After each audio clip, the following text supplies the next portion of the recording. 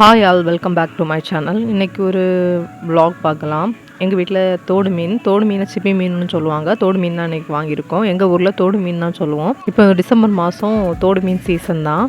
ஒரு 5-6 தண்ணி வாஷ் பண்ணி எடுத்துக்கிட்டு இந்த மாதிரி ஒரு பாத்திரத்தில் வச்சு கொஞ்சமாக தண்ணி ஊற்றி வேக வச்சு எடுத்துக்கணும்.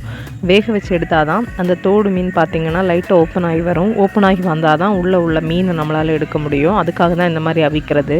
இந்த மீன் வாங்குறதுலே பெரிய விஷயம் என்னென்னா அதை க்ளீன் பண்ணி எடுக்கிறதான். ஸ்டெப் பை ஸ்டெப்பாக பண்ணணும். இப்போ பார்த்திங்கன்னா க்ளீன் பண்ண ஸ்டார்ட் பண்ணிட்டோம்.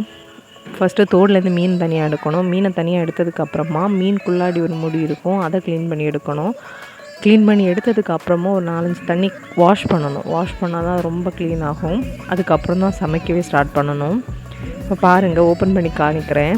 இந்த மாதிரி ஓப்பன் பண்ணி எடுத்தீங்க அப்படின்னா உள்ளே மீன் இருக்கும்.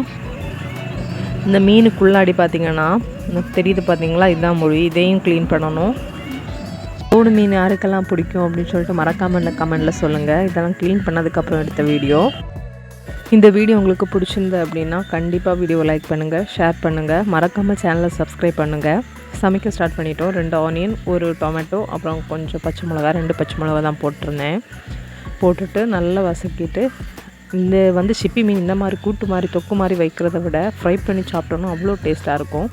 இந்த மாதிரி இன்னொரு வீடியோவில் பார்க்கலாம். பாய். தேங்க்ஸ் ஃபார் வாட்சிங்.